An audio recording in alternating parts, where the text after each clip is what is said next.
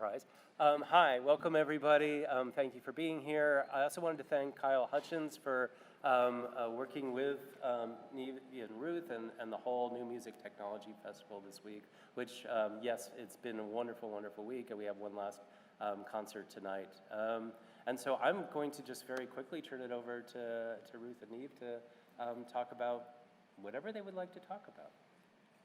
Thank you. First of all, let's also do our quick thank yous to Kyle, to you, Ben, to Phyllis, to Rachel, and to Holly and Kasia and Gustavo and everyone for looking after us so well. We've had such a nice week here at Blacksburg, so we felt very welcome. So we're just going to talk, I suppose it'll be a little bit of a background to our thinking around our artwork. So, storytelling, oral, written, and visual, has throughout history provided a means to create a common identity. And it is in this context that we are asking the following questions. What historical experiences and agendas have contributed to the construction of Ireland's identity thus far? How does this identity inform our approach to contemporary global issues? How can we and why should we challenge and amend these narratives? Given our shared history and total immersion in Western mass media, it is difficult to separate Ireland's contemporary self-perception from the influence of the United States. Jason Reed writes that the scenarios that we imagine, the stories and narratives that we consume inform our understanding of reality, not in the sense that we confuse fiction with reality, but that the basic relations that underlie our fictions shape our understanding of reality. Indeed, that was a quote. Indeed, Ireland's construction of global Irishness, for example, the figure of the plucky, roguish underdog, is appropriated from Irish American culture, rather than the other way around. In promoting this kind of essential Gaelic character, we run the risk of propagating dangerously ethno-nationalist and exclusionary narratives that nostalgically long for quote-unquote simpler times. That is, a more homogenous and patriarchal society.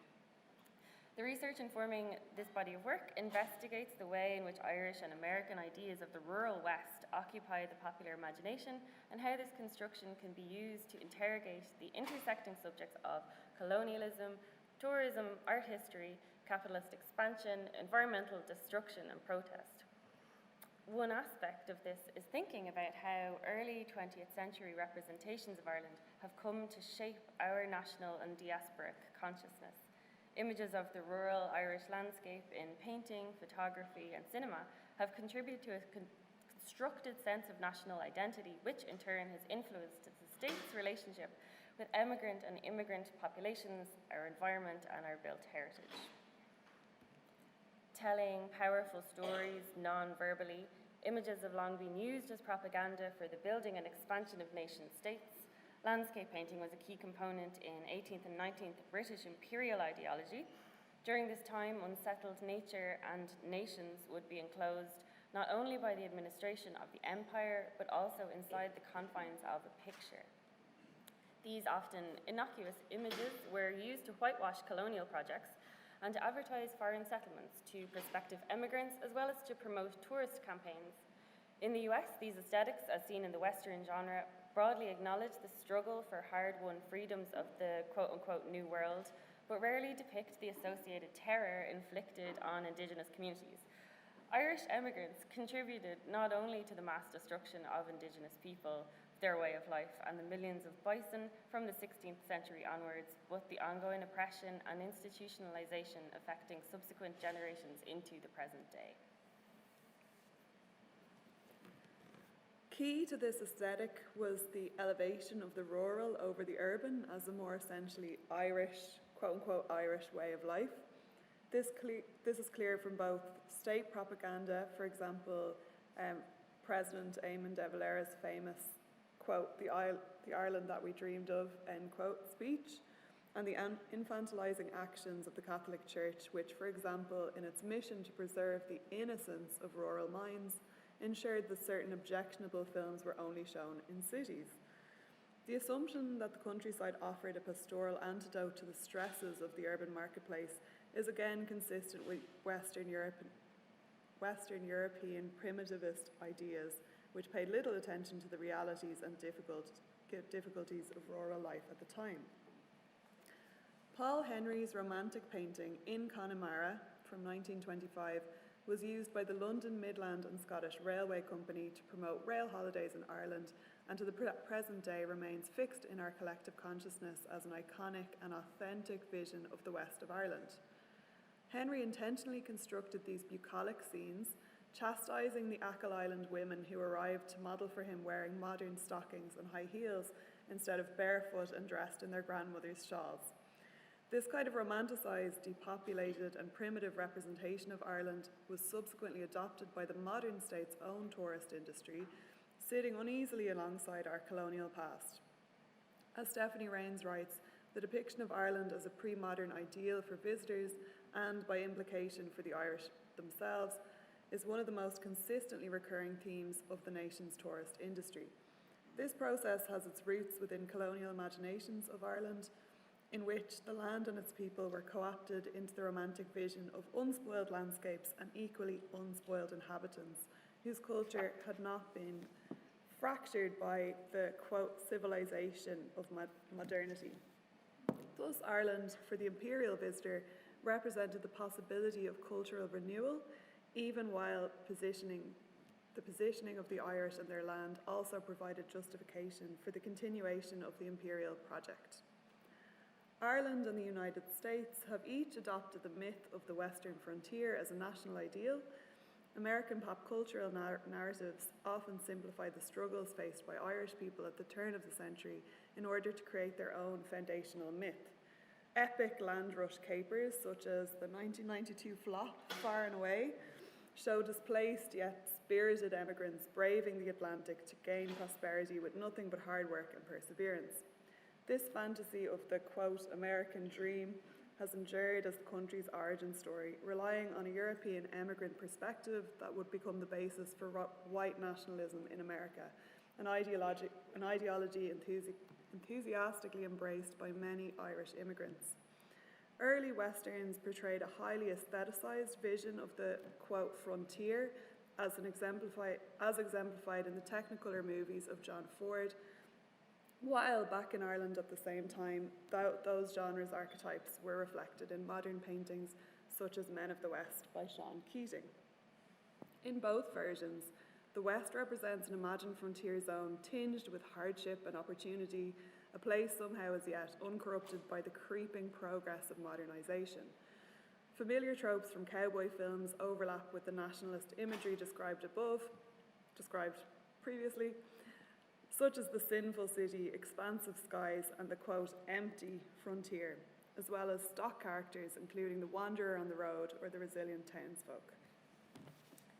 Contemporary tourist campaigns for Ireland still rely heavily on images of wild countryside and ancient monuments. However, there is a troubling inconsistency between the promotion of our landscape, culture and heritage by official tourism campaigns, while the Irish state simultaneously acts against those interests. Examples of this include granting mining licenses in environmentally sensitive areas, constructing roads through national monument sites, or prioritising visitor numbers over conservation measures, to name a few. Contradictions in our state abound. We claim neutrality, yet permit US warplanes to refuel in Shannon Airport. We call ourselves Ireland of the welcomes, but we hold asylum seekers in draconian, for-profit, direct provision centres. We promote Ireland's natural beauty while failing to implement biodiversity protection policies. Why is this hypocrisy so deeply embedded in our national consciousness, imagining on the one hand a magical, unspoilt land of wild beauty and creating on the other a corporate tax haven whose, quote, ecosystems have suffered a transformation of identity and loss of defining features, end quote. There's long been a cognitive dissonance in the way Ireland conceives of its own identity, which Joop Leersen suggests can be seen as a, quote, measure of the discontinuity and fragmentation of Irish historical development, itself caused by its oppression at the hands of the neighbouring Isle, end quote. One of the most tragic manifestations of this contradictory position, as both abused and abuser, was the role played by Irish people in the institution of slavery. Although we were victims of British oppression ourselves, the Irish generally failed to make common cause with other oppressed people in the so-called New World. For example, the export of preserved meat and dairy to colonies in the West Indies in the 18th century enriched merchants in Munster, while others captained slave ships or worked as overseers of plantations in antebellum America.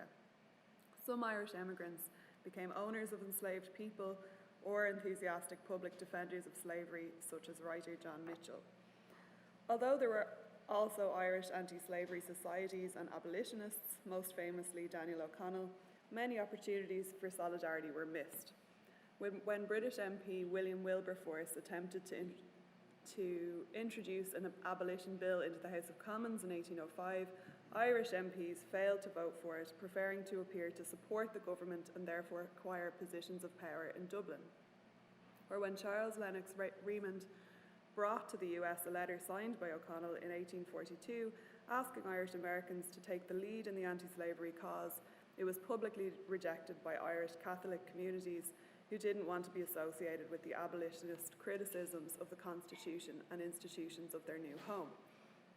Instead of recognising a shared struggle against racism and class oppression, many Irish people identified instead with a newfound sense of whiteness and therefore an opportunity to accrue their own power and wealth. We are at a crucial juncture. We're acknowledging our own complicity in facilitating these global processes, historic and contemporary, could be the first step towards disrupting them, and not only for our own good. As Donald Atkinson writes, quote, if the self-replicating cycle of abuser, abused, abuser, abused is broken, the Irish polity, through historians who are the keepers of its collective memory, must cease to view the emigrants from Ireland as forever passive victims and therefore as persons who are incapable of hard dealing. Through the works presented this week here, as part of our project called A Collection of Disarticulated Bones, we're attempting to acknowledge our past struggles, confront our complicities, and crucially, build our capacity for solidarity. Right. Thank you very, very much. And I apologize for the technology, but you got it solved very, very quickly there. No, thank you so much for that. And also, for those watching, if I was here, there was a wonderful presentation last night of a short film and a medium film that was wonderful. One of the conversations that happens a lot at ICAT and its community is kind of about connection and empathy. And I was curious, well, first of all, last night you had a lot of the younger audience coming up to you afterwards and talking, and your presentation today, and I'm wondering, as you think about the connection of this story, which was basically historical, why is it connecting to younger folks, and what do you think about presenting it at this moment in time and its relevance to younger people now? Good question. That's a good question. I think that's really relevant here in an academic institution, but we also presented the same body of work to an older audience in DC, and it was received really well there. So I think we'd hope it has the ability to connect with people of all ages specifically, but if it is connecting to younger people, that's such a privilege to get to talk to you guys and to get to share our work and our ideas. And you know, we'd really welcome people's feedback as well, you know, afterwards. We have this text is here if anyone's interested in having it for themselves. I suppose people who are, I mean, I don't feel like we're old yet, but people who are slightly younger than us probably feel an even greater sense of urgency to confront these issues and fix them, to put it very bluntly. So maybe there's more of an urgency. You know? Well, and last night you during the film, you also presented some personal stories of your journey to America and back, and what was it? What between then and now, those stories that you told and this moment, what made you want to write about this now and make that connection? We've been making work since around 2016 about Irish identities.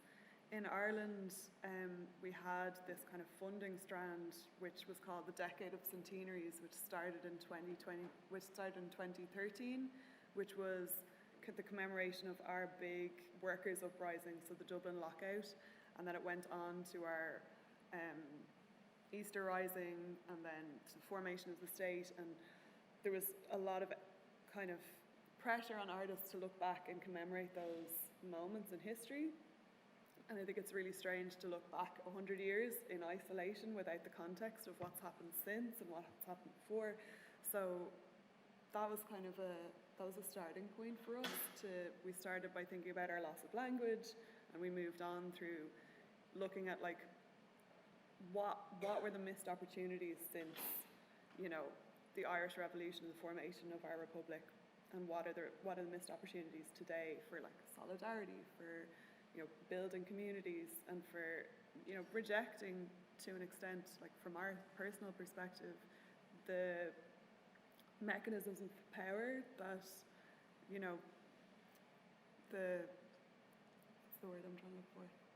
The mechanisms of power that were part of the colonial project that I think we explained a little bit through using the landscape paintings, how we've adopted ourselves to govern ourselves. Like we've essentially just replicated those. So how do we kind of turn around and go, what would we like to do differently? In terms of how the work itself has developed, it's taken us a while, I suppose, to move into actually inserting ourselves into the work and telling our own stories. We felt that was quite important to kind of very directly acknowledge our literal complicities, to try and, yeah, make it more personal and confessional in a way last night. So, yeah. Great. Well, I want to give the audience time to ask some questions, so I will ask you the hardest question you've ever been asked before I turn it over to them. So you know that donuts are a big part of our Playdates, and your experience with donuts is quite limited, but I was going to ask you, in this work, what kind of donut would you use to, yes, exactly, very scary. What kind of donut would kind of describe your journey through the work that you've been doing for the past 8 years or so? Oh my God. Do we know enough kind of donuts to answer this question? Can we look at them? Yeah, you got to look at them. Let's look at the donuts. Interesting. And the dean ate one of the donuts. So you're missing one of the other props, but. Sometimes, I mean, the donuts, the circular nature of our conversations. Can we say that? You can absolutely. We go around and around. Yeah, this donut with the sprinkles on it. I mean, it's probably delicious inside, but I guess a lot of what we're looking at through advertising and landscape painting and the history of art is like those stories we tell ourselves, or this surface level mythology about Ireland or about the so-called West. We have like this beautiful image that we portray as like what is a Western landscape, and you know, a lot of the times it's, you know, where do you point the camera, what do you point the camera away from, but that doesn't really work as an analogy, because I'm sure that the inside of the donut is equally but it's delicious. Not necessarily good for you. It's not necessarily good for you, that's true. There you go. Yeah. There it is. Okay. Yeah. Well, with that, I'll turn it over to Phyllis to ask some questions, get some questions from the audience. What questions do we have in the room?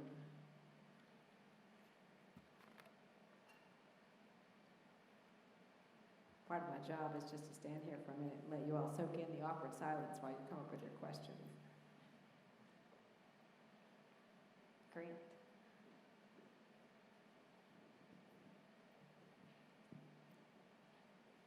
Thanks.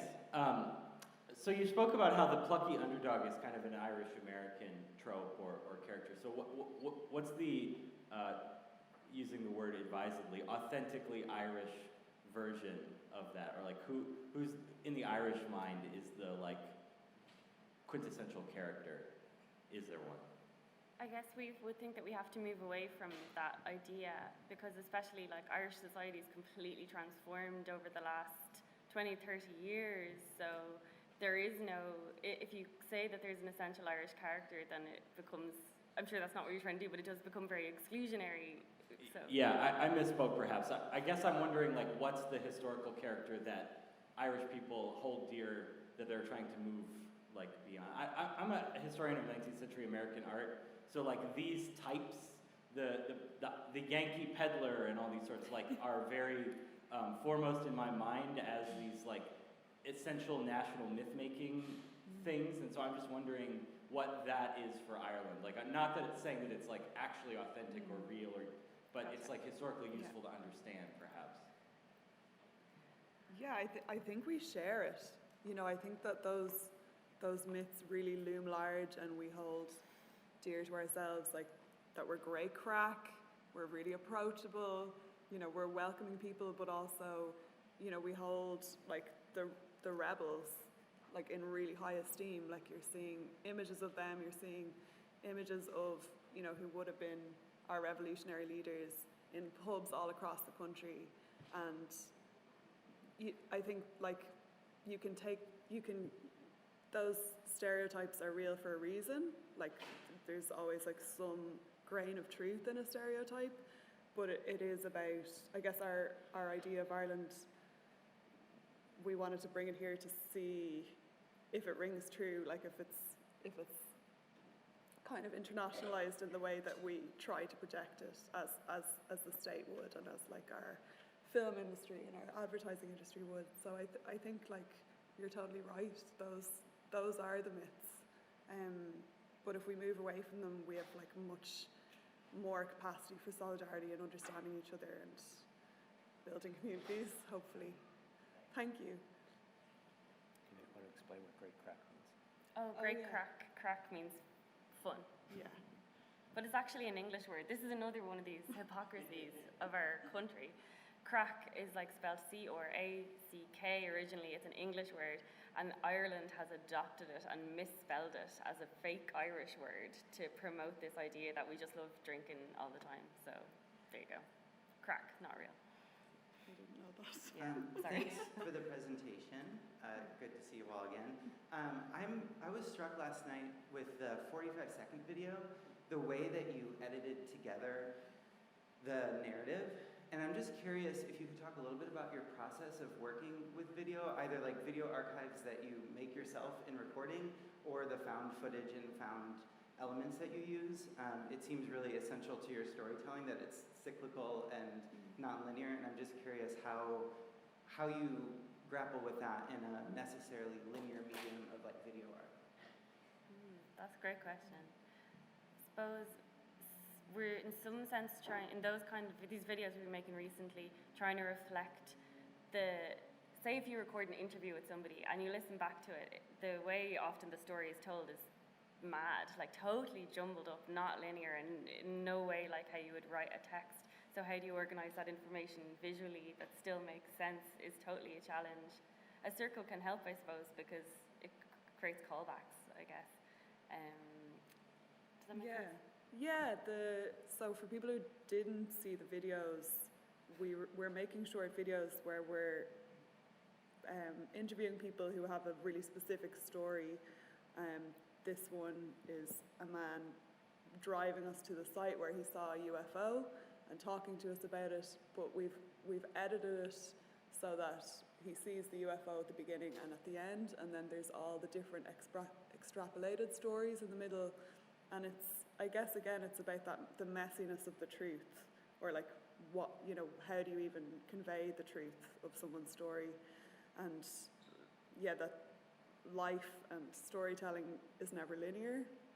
It's always messier, and there's always more people's stories to add. So it's like we're adding a layer of our own interpretation through the editing process.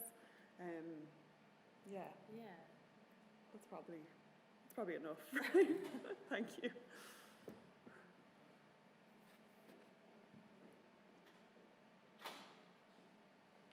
Hey, I loved your talk. Thank you so much for coming and sharing this with us. I'm really interested in this kind of growing sense of solidarity that the Irish have with the people of Palestine, especially given the history of colonization against both of those peoples.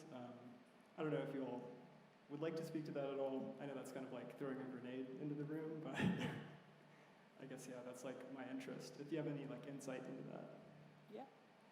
Yeah. It's a total privilege to get to answer that question, so thank you. We're not historians, but the sense in Ireland at home is that the public has a very strong sense of solidarity with the struggle in Palestine, whereas the state behaves very differently. And that's kind of been, I think, this moment for us is the first time where we've really seen those two ideologies break down, where we realise you know, you might have images of, I mentioned earlier, the leaders of the 1916 Rising in every pub across the country, but we don't have statues to them really everywhere. There are some, but, you know, they're named after, there's train stations named after them. They're a little bit under the surface. So, you know, we can't come here and say that we're any less complicit as a people, because, again, we let warplanes, planes carrying munitions, and there's been a huge amount of journalism in the last few months uncovering that, go through our sovereign space, go through our airspace. But we also, we haven't done any, like the state hasn't done any considerable sanctions or divestment during this period. So while there's a lot of people out marching in the streets, and there's a lot of surface level solidarity and people are trying, I think it's one struggle here and there, and it's about, you know, I guess, like continuing and trying to stop those wheels from turning at like every point. So here, at home, everywhere. But yeah, there's a real separation for sure. Thank you. Any more? Nothing to add. So we are at time. I want to thank you all for your thoughtful and artistic and all the pieces that you've brought to this. Thanks for being here today. Thank you all for being here today as well. We will not be here next week because it is fall break. Okay. It is fall break next week. Yes. But the week after that, we'll be back with more donuts and coffee again, and more mind-blowing presentations. So I hope we'll see you then. Have a great weekend and a great week. We'll see you next time.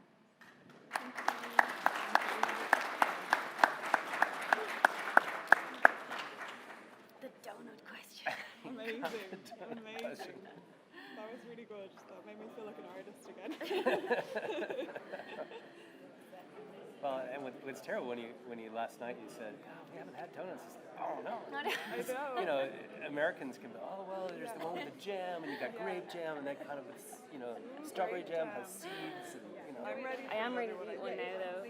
And What's your favorite? Is there anything inside?